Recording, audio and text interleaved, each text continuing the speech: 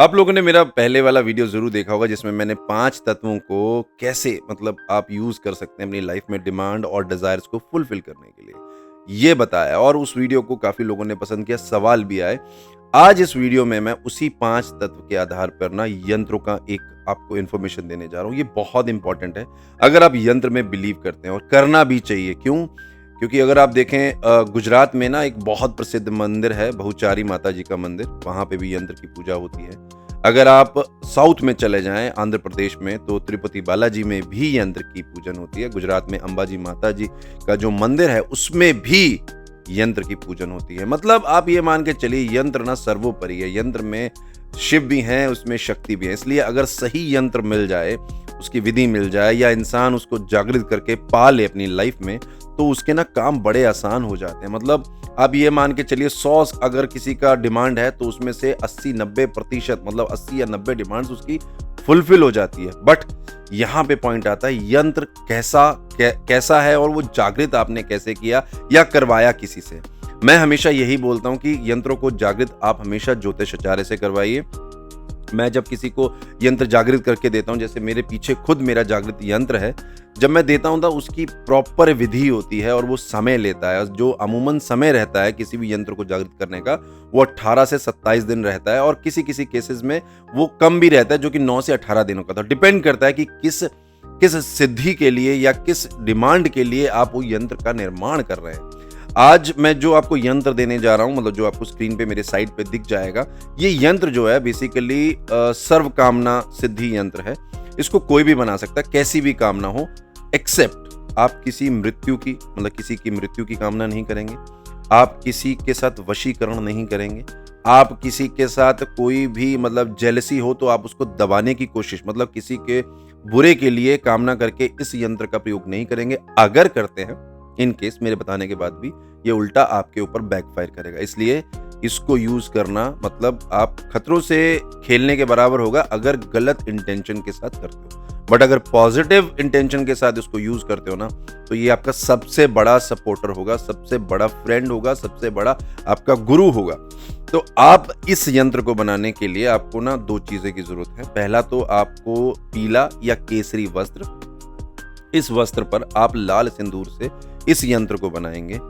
दूसरा, जैसे आप सपोज करो आपको वायु तत्व की डिमांड है, मतलब जैसे वायु तत्व का अर्थ होता है जैसे आपको बहुत ज्यादा फेम चाहिए, आपको पॉपुलैरिटी चाहिए, मतलब इस तरह की डिमांड है। तो जिस तत्व की भी डिमांड है उस तत्व के अनुसार आपको सामान चाहिए। जैसे मलयाचल चंद्र हो गया, गोरोचन हो गया, बहुत सी चीजें हैं, अनार की कलम हो गई, भोजपत्र हो गया, ये सब चीजों की जरूरत होती है। पर आजकल ना बहुत मुश्किल है इन चीजों को पाना, क्योंकि शास्त्रों में जो लिखा, शास्त्र बहुत पुराने थे जिसमें कि ये चीजें मतलब मिल जाती थी उस समय। पर आज के समय में अगर आपको मिलती भी हैं तो आपको 99% ना अडल्ट्रेटेड मिलेगी, मतलब वो नकली मिलेगी या उसमें मिक्स होगा, तो आपको वो पवित्र नहीं मिलेगी। तो उस केस में आपको क्या करना है, जिस भी तत्व का आपका डिमांड है, जिसका भी तत्व को आप लेके इस यंत्र का निर्माण कर रहे हैं, आप उस तत्व से जुड़े ग्रह की धूप आप हमसे बनवा सकते हो, जो कि आपको उस यंत्र के जागृति के समय या यंत्र के पूजन के समय जलानी होगी। जैसे अगर आप सपोज करो वायु तत्व का मतलब कोई डिमांड है पॉपुलैरिटी का, तो वायु तत्व में आपको जो पॉपुलैरिटी गेन करनी है तो आप शनि और शुक्र की धूप यूज कर सकते हो। मतलब ये एग्जाम्पल दे रहा हूँ, जो आपका डिमांड होगा वो आपको बताना होगा, उसके अनुसार आप ही की सूक्ष्म कुंडली के अनुसार मैं आपको वो धूप जागृत करके दूंगा जो आप अपने यंत्र के साथ ज्वलित कर सकते हैं। अब आते हैं यंत्र को।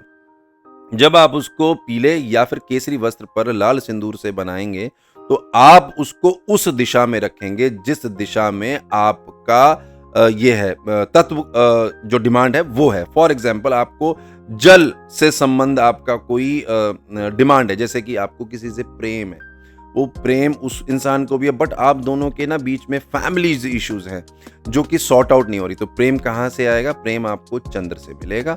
तो चंद्र की डायरेक्शन बेसिकली क्या है? North west direction. तो आपको इस यंत्र को नॉर्थ वेस्ट डायरेक्शन में ही स्थापित करना है।